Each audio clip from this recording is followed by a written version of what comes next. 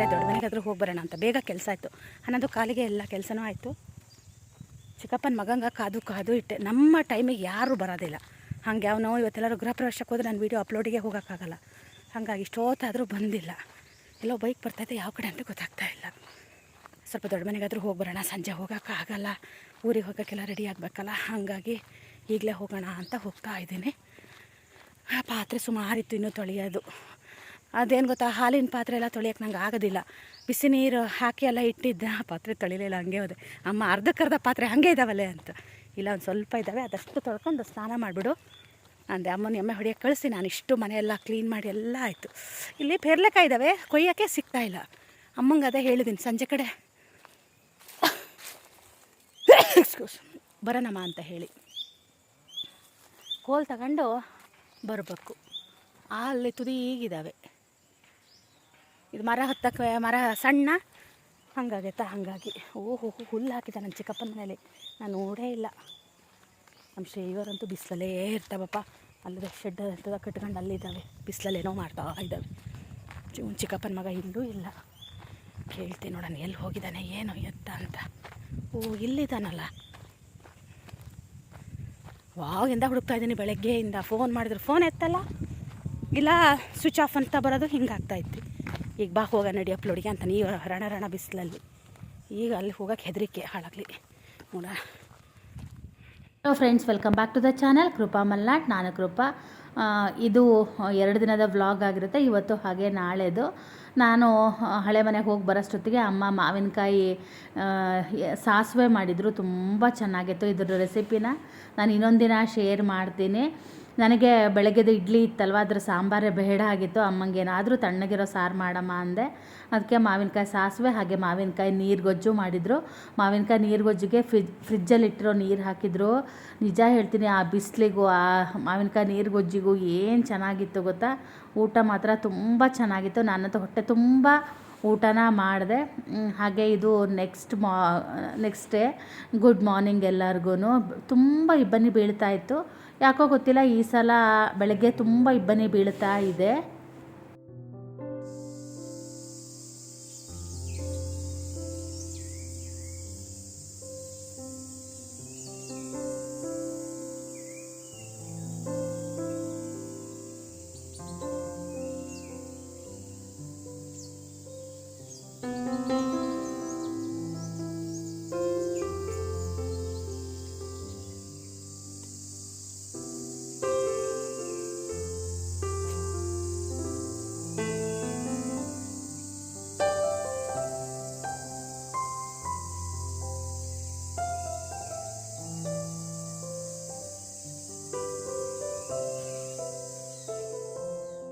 ಹಾಗೆಯೇ ಇವತ್ತು ಊರಿಗೆ ಹೋಗೋ ದಿನ ಆಗಿತ್ತು. ನಮ್ಮ ಪಕ್ಕದ ಮನೆಯವರು ಒಂದು ಸ್ವಲ್ಪ ತೊಂಡೆಕಾಯಿ ಕೊಟ್ಟಿದ್ದರು, ಮತ್ತು ನಾವು ಕೂಡ ಹೋಗಿ ಒಂದಷ್ಟು ತೊಂಡೆಕಾಯಿನ ಕೊಯ್ಕೊಂಡು ಬಂದಿದ್ವಿ. ಇದನ್ನು ನಾವು 2 ದಿನದ ಮುಂಚೆ ಕೊಟ್ಟಿದ್ದರು, ನಾನು ಹಾಗೆ ಫ್ರಿಜ್ಜಲ್ಲಿ ಇಟ್ಟಿದ್ದೆ. ಇದಿಷ್ಟು ನಿನ್ನೆ ಸಂಜೆ ನಾನು ಅಮ್ಮ ಹೋಗಿ ಕೊಯ್ಕೊಂಡು ಬಂದ್ವಿ. ಆಮೇಲೆ ಸಂಜೆ ಅಂದರೆ ಕತ್ಲೆ ಆಗಿ ಹೋಗಿತ್ತು, ಅಷ್ಟೊತ್ತಿಗೆ ಹೋಗಿ ಕೊಯ್ಕೊಂಡು ಬಂದ್ವಿ. ಬೆಳಗ್ಗೆ ಬಂದು ಅದೇ ಹೇಳ್ತಾಯಿದ್ರು, ಇನ್ನೊಂದು ಸ್ವಲ್ಪ ಇದ್ದಾವೆ ಬೇಕಾದರೆ ಕೊಯ್ಕೊಂಡು ಹೋಗ್ರಿ ಅಂತ. ನಾನೇನು ಹೋಗಲಿಲ್ಲ. ಇವತ್ತು ರೊಟ್ಟಿ ಮಾಡಿ ತೊಂಡೆಕಾಯಿ ಪಲ್ಯ, ಶ್ರೇಯುಗೆ ಬದನೆಕಾಯಿ ಬಜ್ಜಿ ಬೇಕೇ ಬೇಕಂತೆ. ಹಾಗಾಗಿ ಸ್ವಲ್ಪ ಬದನೆಕಾಯಿ ಬಜ್ಜಿನೂ ಮಾಡ್ತೀನಿ ಅಂತಿದ್ರು ಅಮ್ಮ. ನನಗೆ ಊರಿಗೂ ಒಯ್ಯೋದಕ್ಕಾಗುತ್ತೆ ಅಂಥೇಳಿ ಸ್ವಲ್ಪ ತೊಂಡೆಕಾಯಿ ಪಲ್ಯ ಜಾಸ್ತಿ ಮಾಡಮ್ಮ, ಮತ್ತು ರೊಟ್ಟಿನೂ ಕೂಡ ಸ್ವಲ್ಪ ಜಾಸ್ತಿ ಮಾಡಮ್ಮ ಅಂತ ಹೇಳಿದ್ದೆ. ಅದಕ್ಕೆ ಅವರು 2 ಜಾಸ್ತಿ ಮಾಡ್ತಾ ಇದ್ದಾರೆ.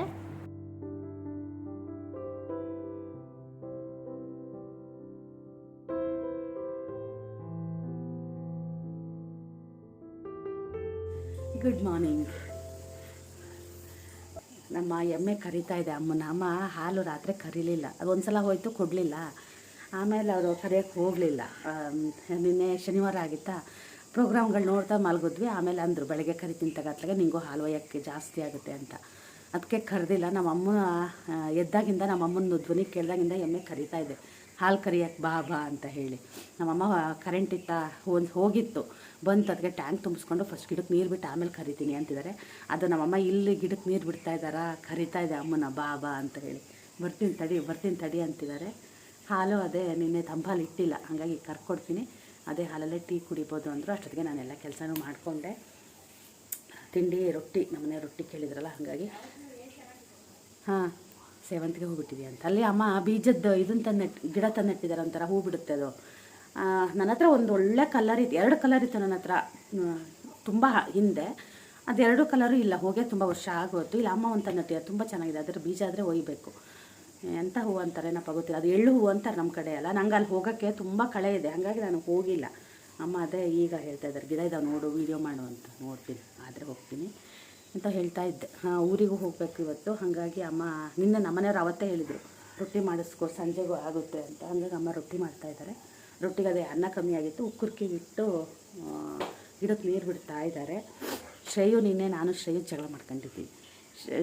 ಶ್ರೇಯು ನನ್ನ ಹತ್ರ ಮಾತಾಡ್ತಾ ಇಲ್ಲ. ಎಂಥಕ್ಕೆ ಜಗಳ ಆಯಿತು? ಊರಿಗೆ ಹೋಗೋ ವಿಷಯಕ್ಕೇ ಶ್ರೇಯು ಹೇಳ್ತಾನೆ ಬೇಗ ಹೋಗೋಣ ಊರಿಗೆ ಅಂತ. ನಾನು ಯಾಕೆ ಅಂತ ಅಂದರೆ ನಾವು ಹೋಗಿ ಮಧ್ಯಾಹ್ನ ಮತ್ತು ನಾನೇ ಅಡುಗೆ ಮಾಡಬೇಕು. ಹಾಗಾಗಿ ಅವನಂತಾನೆ ಇಲ್ಲಿಂದ ಬೇಗ ಹೊರಟು ಎಲ್ಲರೂ ಸಾಗರದಲ್ಲಿ ಊಟ ಗೀಟ ಮಾಡ್ಕೊಂಡು ಮನೆಗೆ ಹೋಗೋಣ ಅಂತ. ಯಾಕೆ ನೀನು ಬೇಗ ಹೋಗಬೇಕು ಅಂತ ಕೇಳ್ತಾ ಇದ್ದೀನಿ. ಯಾಕೆ ಅಂತ ಅವನ ಹತ್ರ ಆನ್ಸರ್ ಇಲ್ಲ ಅಂದರೆ ಅಲ್ಲೂ ಹುಡುಗರು ಆಟ ಆಡ್ತಾರ, ಅಲ್ಲಿ ಹೋಗಿ ಆಟ ಆಡೋದಕ್ಕೆ ಅಂತ ಹೇಳಿ. ಹಾಗಾಗಿ ಡ್ಯಾಡಿಗೂ ಹತ್ರನೂ ಇದು, ನನ್ನ ಹತ್ರನೂ ರಗಳೆ. ನಾನು ಡ್ಯಾಡಿ ಹತ್ರ ಅವ್ರ ಡ್ಯಾಡಿ ಹತ್ರ ನಾನು ಮಾತಾಡ್ತಾ ಇದ್ನ. ಆವಾಗ ಅವನು ಕರೆದ, ನಾನು ಅನ್ನಲಿಲ್ಲ, ಬಂದು ನನ್ನ ಹತ್ರ ಗಲಾಟೆ ಮಾಡೋದನ್ನ. ಹಾಗಾಗಿ ನಾನು ಜೋರು ಮಾಡಿದೆ. ಆಮೇಲೆ ನನ್ನ ಹತ್ರ ಮಾತಾಡ್ಬಿಟ್ಟೇನು. ರಾತ್ರಿನೂ ನನ್ನ ಹತ್ರ ಮಾತಾಡಿಲ್ಲ, ಹಾಗೆ ಮಲಗಿದ್ರು ಮಲಗ್ತಾ ನಾನು ಸುಮ್ಮನೆ ಅದೇ ಹೇಳ್ತಾ ಇದ್ದೀನಿ. ವಾರ್ಡನಿಗೆ ಫೋನ್ ಮಾಡ್ತೀನಿ, ಬಂದಾಗ ಒಂದು 2 ದಿನ ಒಳ್ಳೆ ಬೆಕ್ಕಿನ ಮರಿ ಥರ ಮಿಯಾವ್ ಅಂತಿದ್ದೆ, ಈಗ ಹುಲಿ ಆಗಿದೆಯಾ ಅಂತ ಹೇಳ್ತಾ ಇದ್ದೆ. ಧೈರ್ಯ ಇದ್ದರೆ ಮಾಡಿ ನೋಡೋಣ ಅಂದ. ಈ ಸಲ ಹೋದಲ್ಲಿ ಗ್ಯಾರಂಟಿ ಹೇಳೇ ಬರ್ತೀನಿ ಸರ್, ಮನೆಗೆ ಬಂದು 2 ದಿನ ಚೆನ್ನಾಗಿರ್ತಾರೆ, ಆಮೇಲೆ ನಮ್ಮ ಮಾತೇ ಕೇಳಲ್ಲ ಅಂತ ಹೇಳಬೇಕು ಅಂತಿದ್ದೀನಿ. ಮತ್ತು ಯಾರೋ ಏನೋ ನೆಗೆಟಿವ್ ಕಮೆಂಟ್ ಹಾಕಬೇಡಿ, ಎಲ್ಲರ ಮಕ್ಕಳು ಹಾಗೇ ಮನೆಯಲ್ಲಿ ಅವು ಮಕ್ಕಳು ಎಲ್ಲದನ್ನು ಮುಚ್ಚಿಟ್ಕೊಂಡು ಹಂಗಿರೋಕ್ಕೆ ಹೆಂಗಾಗುತ್ತೆ ಅಲ್ವಾ? ಮನೆ ಆದಮೇಲೆ ಎಲ್ಲ ರೀತಿಯಾಗಿರೋದನ್ನು ಎಕ್ಸ್ಪ್ರೆಸ್ ಮಾಡಬೇಕಾಗುತ್ತೆ. ಕೆಲವೊಬ್ರು ಇರ್ತಾರೆ, ನಿಮ್ಮ ಮಕ್ಳು ಹಂಗೆ, ನಿಮ್ಮ ಮಕ್ಳು ಹಿಂಗೆ ಅಂತ. ಹೌದು, ನಮ್ಮ ಮಕ್ಳು ಹಿಂಗೇನೆ ಇರೋದನ್ನ ಹೇಳ್ತೀನಲ್ವ, ಅದು ನಿಮಗೆ ತಪ್ಪಾಗಿ ಅನಿಸುತ್ತೆ. ಇವತ್ತು ಯಾಕೋ ಗೊತ್ತಿಲ್ಲ, ತುಂಬ ಇಬ್ಬನಿ ಇದೆ. ಒಂದು ಸ್ವಲ್ಪ ಮಾವಿನಕಾಯಿ ಕೊಯ್ಕೊಂಡು ಹೋಗ್ಬೇಕಿಲ್ಲ. ನಮ್ಮ ಇದ್ರ ಹತ್ರ ಒಂದು ಇದು ಶುಂಠಿ ಕೀಳ್ತಾ ಇದ್ದಾರೆ, ಸ್ವಲ್ಪ ಶುಂಠಿ ಒಯ್ಯಬೇಕು. ನಮ್ಮ ಊರಲ್ಲಿ ನೆಟ್ಕೊಳ್ಳೋಣ ಅಂತ ಇದ್ದೀನಿ ನಾನು. ನಿನ್ನೆ ಕೇಳ್ತಾ ಇದ್ದಾರೆ ಅಮ್ಮ, ಸಂಜೆ ಹೋಗಿದ್ರು ಬಾ ಅಂತ ಕರೆದ್ರು. ನಾನು ಕವರ್ ಏನೂ ಒಯ್ದಿರಲಿಲ್ಲ, ಹಂಗೆ ಹೋಗಿದ್ನ. ಹಾಗಾಗಿ ಏನೂ ತರಲಿಲ್ಲ. ಒಂದು ಸ್ವಲ್ಪ ತಂದ್ಕೊಂಡ್ರೆ ತಿನ್ನೋಕ್ಕೂ ಆಗುತ್ತೆ. ಆಮೇಲೆ ಇದಕ್ಕೂ ಒಂದು ಸ್ವಲ್ಪ ಒಂದಷ್ಟು ಕವರಲ್ಲೇ ನೆಟ್ಕೊಳ್ಳೋಣ ಅಂತ ಇದ್ದೀನಿ. ಈ ಸಲ ಜಾಗ ಕಮ್ಮಿ ಇದೆಯಲ್ಲ, ಹಾಗಾಗಿ ಊರಿಗೆ ಹೋಗೋಕ್ಕೆ ಬೇಜಾರಾಗುತ್ತೆ. ಹೋದ್ಮೇಲೆ ನಾಳೆ ಯಪ್ಪ ಮನೆ ಹೆಂಗಪ್ಪ ಕ್ಲೀನ್ ಮಾಡೋದು ಅಂತ ಒಂದು ವಾರ ಆಯ್ತಲ್ಲ. ಹಾಗಾಗಿ ನಮ್ಮ ಮನೆಯವರಿಗೆ ಅಂದೆ, ಒಂದು ಸಲ ನೆಲ ಒರೆಸ್ಕೊಳ್ಳಿ ಅಂತ ಅಂದೆ. ನೋಡ್ತೀನಿ, ಆದರೆ ಒರೆಸ್ತೀನಿ, ಇಲ್ಲ ಅಂದರೆ ಇಲ್ಲ ಅಂತಿದ್ದಾರೆ. ಯಾಕೋ ಗೊತ್ತಿಲ್ಲ, ಇಷ್ಟೊತ್ತಿಗೆ ಫೋನ್ ಬರಬೇಕಾಗಿತ್ತು ನಮ್ಮ ಮನೆಯವ್ರದ್ದು, ಇಷ್ಟೊತ್ತಾದರೂ ಫೋನ್ ಬಂದಿಲ್ಲ. ಮಾಡ್ತೀನಿ ಈಗ. ಅದೇ ಟೀ ಕುಡಿಯೋಣ ಅನಿಸ್ತೈತೆ. ನಮ್ಮಮ್ಮ ಏನು ಎಮ್ಮೆ ಕರೆಯೋಕ್ಕೆ ಹೋಗ್ತಾ ಇಲ್ಲ, ಗಿಡಕ್ಕದೇ ನೀರು ಬಿಟ್ಟು ಟ್ಯಾಂಕ್ ತುಂಬಿಸೇ ಹೋಗ್ತೀನಿ ಅಂತಿದ್ರು. ಹಾಗೆ ಮಾಡಲಿ, ನಂಗೆ ನೀರಿಂದೇ ಒಂದು ಭಯ. ಬಂದಾಗಿಂದ ನಾನು ನೀರು ತುಂಬಿಸ್ಕೊಳ್ಳೋದು. ಅವರು ಹಾಗೆ ಮಾಡ್ತಾರಂತೆ, ಆದರೆ ನನ್ನಷ್ಟು ಅವರೇನು ಪದೇ ಟ್ಯಾಂಕ್ ತುಂಬಿಸಲ್ಲ. ನೀರು ಸೇಯೋಕ್ಕಲ್ಲ ಆಗಲ್ಲ. ಹಾಗಾಗಿ ನಾನಂತೂ ಪ್ರತಿ ಅರ್ಧ ಗಂಟೆಗೆ ಒಂದು ಸಲ ತುಂಬಿಸ್ತೀನಿ. ಅದು ಎಷ್ಟು ಖರ್ಚಾಗುತ್ತೆ ನೀರಂದರೆ, ನಮ್ಮ ಅಮ್ಮಂದು 1,000 ಲೀಟ್ರು ದಿನಕ್ಕೆ 7 ರಿಂದ 8 ಸಲ ತುಂಬಿಸ್ತೀವಿ. ಅಷ್ಟು ನೀರು ಖರ್ಚಾಗುತ್ತೆ. ಕೆಲವೊಂದು ನಲ್ಲಿಗಳು ಸೋರ್ತಾನೆ ಇದ್ದಾವೆ. ಅವತ್ತು ರಿಪೇರಿ ಬಂದವ್ರಿಗೆ ಹೇಳಿದ್ದೀನಿ, ಹುಡುಗ ಹಾಗೆ ಹೋಗಿದ್ದಾನೆ. ಈಗ ಅದೇ ಮತ್ತೊಬ್ಬರು ಮನೆ ಕಟ್ತಾ ಇದ್ದಾರೆ, ಅವರು ಯಾರಾದರೂ ಬರ್ತಾರಲ್ಲ, ಅವ್ರಿಗೆ ಒಂಚೂರು ಹೇಳಮ್ಮ ಅಂತ ಹೇಳಿದ್ದೀನಿ.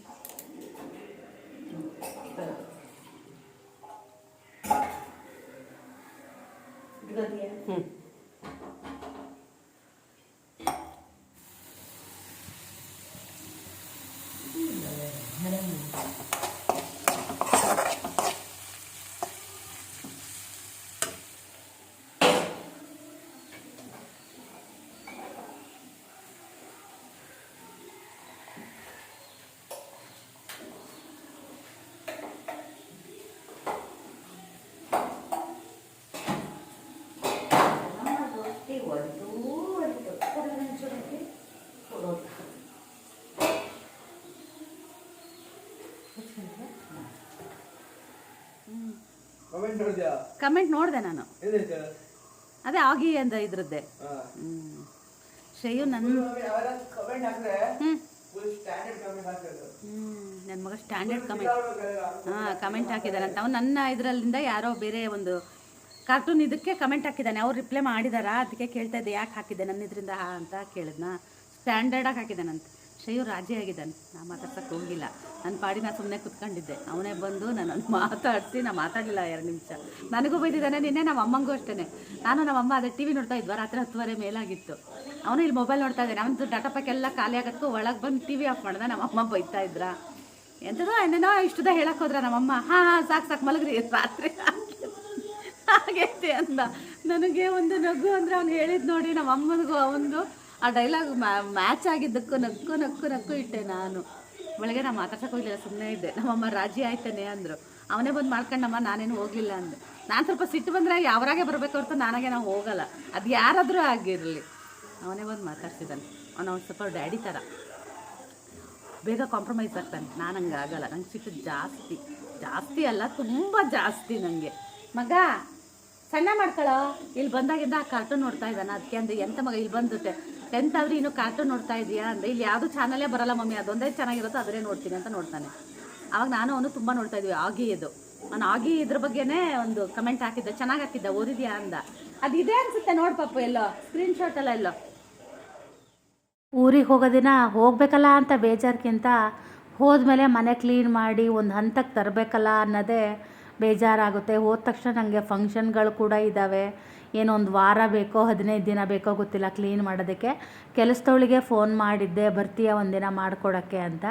ಅವಳು ಈಗ ಆಗಲ್ಲ, ನಾನು ಎಲ್ಲೋ ನೆಂಟರ ಮನೆಗೆ ಹೋಗಿದ್ದೀನಿ ಅಂತ ಹೇಳಿದ್ಲು. ಹಾಗಾಗಿ ಆಮೇಲೆ ನಾನೇ ನಿಧಾನಕ್ಕೆ ಕ್ಲೀನ್ನ ಮಾಡಿಕೊಂಡೆ. ಹಾಗೆ ಅಮ್ಮ ಬದನೆಕಾಯಿ ಹೆಚ್ಚಿಗೆ ಇರಲಿಲ್ಲ, ಒಂದು 2 ಸಣ್ಣದಿತ್ತಂತೆ, ಅದನ್ನೇ ಸುಡೋದಕ್ಕೆ ಹಾಕಿದ್ರು ಅಮ್ಮ. ಆನಂತರ ಅದಕ್ಕೆ ಸ್ವಲ್ಪ ಕಾಯಿ ತುರಿ ಜಾಸ್ತಿ ಹಾಕಿ ಅದಕ್ಕೆ ಜಾಸ್ತಿ ಬಜ್ಜಿ ಮಾಡು ಅಂತ ಹೇಳಿದರು. ಹಾಲು ಮತ್ತು ಮೊಸರು ಸ್ವಲ್ಪ ಜಾಸ್ತಿ ಹಾಕಿದ್ದೆ.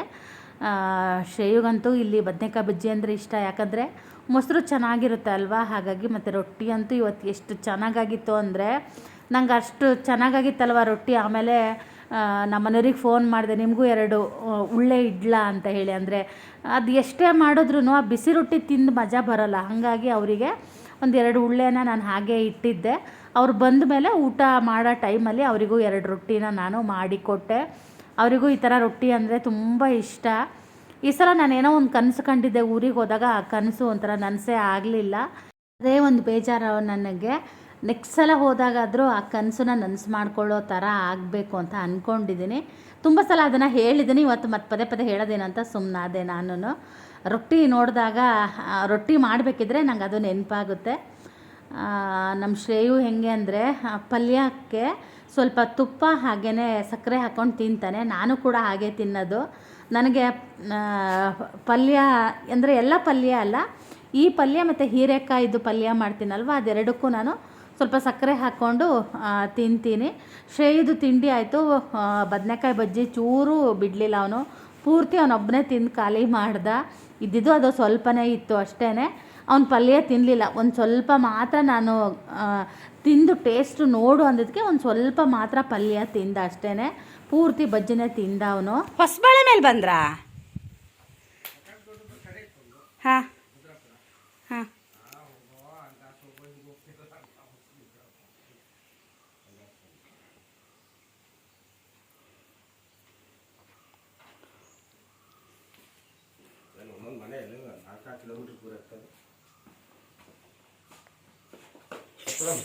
ಫುಲ್ ಬಣ ಹಾಕ್ಸಿದ್ದೀರಾ?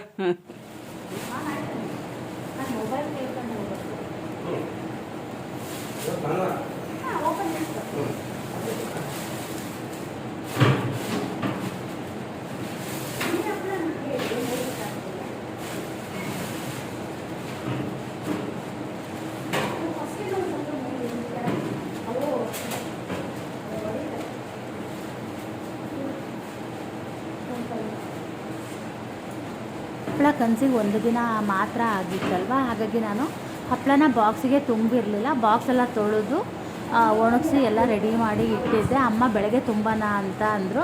ಬೆಳಗ್ಗೆ ತುಂಬ ಕೆಲಸ ಆಗೋಯಿತು, ಹಾಗಾಗಿ ತುಂಬಕ್ಕಾಗಲೇ ಇಲ್ಲ. ಅದು ಊರಿಗೆ ಹೋಗಬೇಕು ಅಂತ ಅಂದ್ಕೊಂಡಾಗ ನಿಜ ಹೇಳ್ತೀನಿ ಮನಸ್ಸೇ ಇರಲ್ಲ. ಹಾಗಾಗಿ ಕೆಲಸ ಮಾಡೋಕ್ಕೂ ಮನಸ್ಸಿರಲ್ಲ, ಊರಿಗೆ ಹೊರಡೋಕ್ಕೂ ಮನಸ್ಸಿರಲ್ಲ, ಹಾಗಾಗ್ತಾಯಿತ್ತು. ಅದಕ್ಕೆ ಬೇಡ ಬಿಡಮ್ಮ, ಇವ್ರು ಬಂದಮೇಲೆ ಅವ್ರು ಕೊಡ್ತಾರೆ, ನಾನು ತುಂಬ್ತೀನಿ ಅಂತ ಅಂದೆ. ನಾನು ಈ ಥರ ಸ್ಟೀಲ್ ಬಾಕ್ಸ್ ಒಂದೇ ಇಟ್ಕೊಂಡಿದ್ದೀನಿ.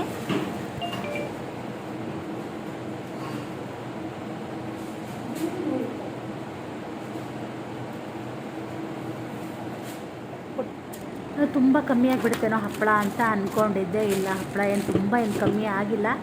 ಆದರೆ ಅನ್ನಿಸ್ತು ನೆಕ್ಸ್ಟ್ ಇಯರ್ ಇಷ್ಟು ಹಪ್ಪಳ ನನಗೆ ಬೇಡ ಅಂತ ಹೇಳಿ. ಇದು ಜಾಸ್ತಿ ಆಯ್ತೇನೋ ಅನ್ನಿಸ್ತು, ಯಾಕಂದರೆ ಹೋದ ವರ್ಷದ ಕೂಡ ಹಪ್ಪಳ ಇತ್ತು. ಪಾಪ ನಂಗೆ ಯಾರೊಬ್ರು ಕಮೆಂಟ್ ಹಾಕಿದ್ರು, ನೀವು ಹಪ್ಪಳ ಸಂಡಿಗೆ ಎಲ್ಲ ಮಾಡಿದ್ದು ನೋಡಿದ್ರೆ ನನಗೆ ಬಾಯಲ್ಲಿ ನೀರು ಬರುತ್ತೆ ಈಗ ಆಸರೆ ಅಂತ ಇದ್ರು. ತುಂಬ ಜನ ಕೇಳ್ತಾಯಿದ್ರು ಎಲ್ಲಾದರೂ ಸಿಗುತ್ತಾ ಅಂತ.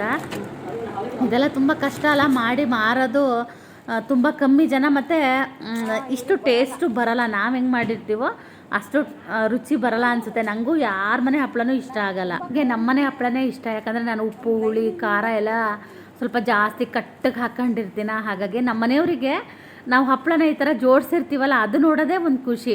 ಅವ್ರು ಯಾವಾಗಲೂ ಅಂತಿರ್ತಾರೆ, ನಾನು ಈ ಥರ ಹಪ್ಪಳ ಜೋಡಿಸಿದ್ದನ್ನು ನೋಡೇ ಇಲ್ಲ ಅಂತಿರ್ತಾರೆ. ನಮ್ಮಮ್ಮ ಯಾವಾಗಲೂ ಇದೇ ಥರ ಜೋಡಿಸೋದು, ಯಾಕಂದರೆ ಮಧ್ಯೆ ಆ ಥರ ಗ್ಯಾಪ್ ಬಿಡೋದ್ರಿಂದ ಗಾಳಿ ಎಲ್ಲ ಆಡಬೇಕು ಅಂತ ಆ ಥರ ಮಾಡ್ತಾರೆ. ನಾವು ಮುಂಚೆಯಿಂದ ಈ ಥರ ನೋಡಿ ನೋಡಿ ನನಗೇನು ಆ ಥರ ಹೊಸದು ಅಂತ ನನಗೆ ಯಾವುದು ಅನ್ನಿಸ್ತಾ ಇಲ್ಲ. ತುಂಬ ವರ್ಷಗಳಿಂದ ನಾನು ಇದನ್ನೇ ನೋಡಿದ್ದೀನಲ್ಲ, ಹಾಗಾಗಿ. ಆದರೆ ನಾವೆಲ್ಲ ಮುಂಚೆ ಈ ಥರ ಬಾಕ್ಸಿಗೆ ತುಂಬಕ್ಕೆ ಅದಕ್ಕೆಲ್ಲ ನಾನೇನು ಹೋಗ್ತಿರ್ಲಿಲ್ಲ. ಈಗ ಮದುವೆ ಆದಮೇಲೆ ಈ ಥರ ನೋಡ್ತಾ ಇರೋದು ನಾನು ಅಷ್ಟೇ. ಅಲ್ಲೇ ಇಟ್ಟೆ ಹೊರಗೆ. ಅದೇನು ಹಕ್ಕಿ ಅಷ್ಟು ಇಷ್ಟೊತ್ತಿಗೆ ಬಂದು ಚೀವು ಚೀವು ಅಂತವಲ್ಲ.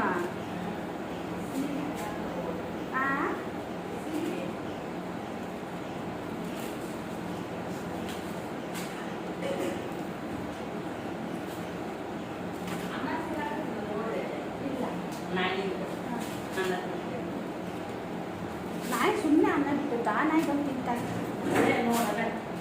ಬೆಳಗ್ಗೆ ಮುಂದೆ ಸಾಕಬಾರ್ದು ನೋಡೋದು.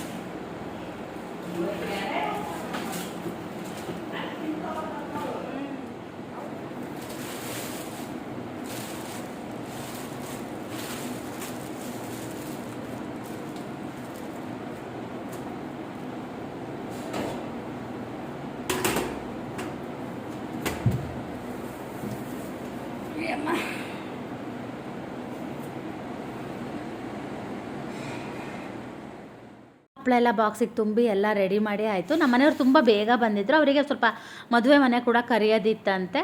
ಆಮೇಲೆ ಬೇಗ ಹೋಗೋಣ ಅಂತಲೂ ಕೂಡ ಬೇಗನೆ ಬಂದಿದ್ದರು. ಆದರೆ ನಮಗೆ ದಿಢೀರಂತ ಒಂದು ಅರ್ಜೆಂಟ್ ಕೆಲಸನೂ ಕೂಡ ಬಂತು. ಆಮೇಲೆ ಹೆಂಗೋ ಅರ್ಜೆಂಟಿಗೆ ನಾವು ಕೂಡ ಅಲ್ಲಿಂದ ಹೊರಟ್ವಿ. ಶ್ರೇಯುಗೆ ವಾಂಗಿಬಾತ್ ತಿನ್ನಬೇಕು ಅಂತ ಅನಿಸಿತ್ತಂತೆ. ಹಾಗಾಗಿ ವಾಂಗಿಬಾತ್ ಮಾಡು ಅಂತ ಮಧ್ಯಾಹ್ನ ಊಟಕ್ಕೆ ಹೇಳಿದ್ದ. ನಾನು ಅಮ್ಮನ ಹತ್ರ ಬಂದಾಗಿಂದ ನಾನು ಹಶಾಮ್ರ ಮಜ್ಜಿಗೆ ಸಾರು ಏನೂ ಊಟ ಮಾಡಿಲ್ಲ, ಬರೀ ಹಪ್ಪಳ ಇದರಲ್ಲೇ ಇದ್ದೆ, ಬರೀ ಹುರುಳಿ ಸಾರು. ನಾನು ನಿಜ ಹೇಳ್ತೀನಿ, ಅನ್ನ ಸಾರು ಊಟ ಮಾಡಿದ್ದೆ ಕಮ್ಮಿ, ತಿಂಡಿ ತಿಂದಿದ್ದೇ ಜಾಸ್ತಿ, ಇಲ್ಲ ಚಿತ್ರಾನ್ನ ತಿಂದಿದ್ದೇ ಜಾಸ್ತಿ ಆಗಿಬಿಟ್ಟಿತ್ತು. ಮತ್ತು ಅವ್ನು ಹಂಗೆ ಅಂದಿದ್ನಲ್ಲ, ಮತ್ತು ಅವ್ನು ನನ್ನ ಹೆಂಗಿದ್ರು ಹಶಾಮ್ರ ಊಟ ಮಾಡಲ್ಲ ಅಂತ ಹೇಳಿ ಅವನಿಗೆ ಅಂತ ನಾನು ವಾಂಗಿಬಾತ್ ಮಾಡಿದೆ. ಆದರೆ ವಾಂಗಿಬಾತ್ ತುಂಬ ಚೆನ್ನಾಗಾಗಿತ್ತು. ಅದು ಎಲ್ಲರೂ ಅದನ್ನೇ ತಿಂದ್ವಿ. ಹಶಾಮ್ರ ಯಾರೂ ಊಟನೇ ಮಾಡಲಿಲ್ಲ. ನಾನು ಹಶಾಮ್ರನ ಸ್ವಲ್ಪ ಇದು ಮೊಸರು ಹಾಕ್ಕೊಂಡು ಕುಡಿದೆ. ಅಮ್ಮ ಮೊಸರು ಹಾಕಿನೇ ಮಾಡಿದರು, ತುಂಬ ಚೆನ್ನಾಗಿತ್ತು. ಶ್ರೇಯು ವಾಂಗಿಬಾತ್ ತಿಂತಾ ಇದ್ದಾನೆ. ಅದು ಏನಂದರೆ ಬಿಸಿ ಬಿಸಿ ಇರೋದು ತಿಂದರೆ ರುಚಿ ಆಗುತ್ತೆ. ಮತ್ತು ನಮ್ಮ ಮನೆಯವರು ಕೂಡ ರೊಟ್ಟಿ ಬೇಕು ಅಂದಿದ್ರಲ್ಲ, ಅವರಿಗೆ 2 ರೊಟ್ಟಿ ನಾನು ಮಾಡಿಕೊಟ್ಟೆ. ಆಮೇಲೆ ಮಾವಿನ ಹಣ್ಣಿತ್ತು, ಅಮ್ಮ ಅದನ್ನು ಶ್ರೇಯುಗೆ ಅಂತ ಹದು ಮಾಡಿದ್ದಾರೆ. ನಾನು ವಿಡಿಯೋ ಅಪ್ಲೋಡಿಗೆ ಅಂತ ಹೋಗಿದ್ದೆ ಅಲ್ಲ, ಅಲ್ಲಿ ಮಾವಿನ ಹಣ್ಣು ಆರಿಸ್ಕೊಬಂದಿದ್ದೆ, ಕಾಡು ಮಾವಿನ ಹಣ್ಣನ್ನು ಅದರಲ್ಲೇ ಮಾಡಿದರು. ಆದರೆ ಶ್ರೇಯು ಅದು ಯಾಕೋ ಅಷ್ಟು ಚೆನ್ನಾಗಿಲ್ಲ ಅಂತ ಅವ್ನು ತಿನ್ನಲಿಲ್ಲ. ಆಮೇಲೆ ನಾನು ಅಮ್ಮ ಅದನ್ನು ತಿಂದ್ವಿ. ನಮ್ಮ ಶ್ರೇಯುದಂತೂ ಒಂದೇ ರಗಳೆ, ಬೇಗ ಊರಿಗೆ ಹೋಗೋಣ ಅಂತ ಹೇಳಿ. ನಾನು ಮನೆ ಬಿಟ್ಟಾಗ 1:15 ಆಗಿತ್ತು, 1:15 ಆಗಿತ್ತು. ಅಷ್ಟು ಬೇಗ ಅಪ್ಪ ಮಗ ಸೇರಿ ನನ್ನನ್ನು ಇರೋಕ್ಕೆ ಬಿಟ್ಟಿಲ್ಲ. ಅಷ್ಟು ಗಡಿಬಿಡಿ ಮಾಡಿ ಮನೆಗೆ ಕರ್ಕೊಂಡು ಬಂದರು. ಯಾಕೆ ಅಷ್ಟು ಗಡಿಬಿಡಿ ಮಾಡಿ ಕರ್ಕೊಂಡು ಬಂದರು ಅನ್ನೋದನ್ನು ಹೇಳ್ತೀನಿ. ಶ್ರೇಯಕ್ಕಿಂತ ನಮ್ಮ ಮನೆಯವರೇ ತುಂಬ ಗಡಿಬಿಡಿ ಮಾಡಿದ್ರು. ಅದು ಯಾಕೆ ಅನ್ನೋದು ನಾಳಿನ ವ್ಲಾಗಲ್ಲಿ ನಿಮಗೆ ಗೊತ್ತಾಗುತ್ತೆ.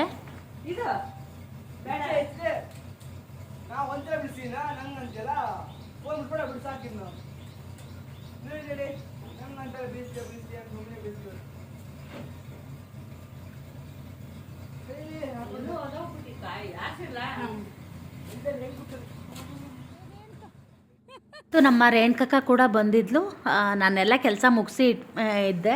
ಆಮೇಲೆ ನಮ್ಮ ಎಲ್ಲ ಇದ್ವಲ್ಲ ಅದೆಲ್ಲ ವಾಶ್ ಮಾಡಿ ಅವಳು ಸಗಣಿ ಎಲ್ಲ ತೆಗೆದು ಅವಳು ಕೂಡ ಹೋದ್ಲು ಅನಿಸುತ್ತೆ. ಎಷ್ಟೊತ್ತಿಗೆ ಹೋದ್ಲು ಏನೋ ಗೊತ್ತಿಲ್ಲ. ಅದೇ ಹೇಳ್ತಾ ಇದ್ಲು, ಯಾಕೆ ಇಷ್ಟು ಗಡಿಬಿಡಿ ಮಾಡಿಕೊಂಡು ಊರಿಗೆ ಹೊರಟಿದ್ದಾರೆ ಅಂತ. ನಂಗೆ ಊಟ ಮಾಡೋಕ್ಕೂ ಬಿಟ್ಟಿಲ್ಲ, ನಿಲ್ಲಕ್ಕೂ ಬಿಟ್ಟಿಲ್ಲ, ಕೂರಕ್ಕೂ ಬಿಟ್ಟಿಲ್ಲ. ಅಷ್ಟು ಅಪ್ಪ ಮಗ ಸೇರಿ ಗಡಿಬಿಡಿ ಮಾಡಿದ್ರು. ಅದು ಯಾಕೆ ಅನ್ನೋದನ್ನು ನಿಮ್ಮ ನೆಕ್ಸ್ಟ್ ವ್ಲಾಗಲ್ಲಿ ಬರುತ್ತೆ. ಹಾಗೆಯೇ ಇವತ್ತಿನ ವ್ಲಾಗ್ನ ಕೂಡ ನಾನು ಇಲ್ಲಿಗೆ ಮುಗಿಸ್ತಾ ಇದ್ದೀನಿ. ಐ ಹೋಪ್ ನಿಮಗೆಲ್ಲ ಈ ವಿಡಿಯೋ ಇಷ್ಟ ಆಗಿರುತ್ತೆ ಅಂತ ಭಾವಿಸ್ತೀನಿ. ಹಾಗೆಯೇ ನಾಳಿನ ವಿಡಿಯೋದಲ್ಲಿ ಸಿಗ್ತೀನಿ. ಅಲ್ಲಿ ತನಕ ಬಾಯ್.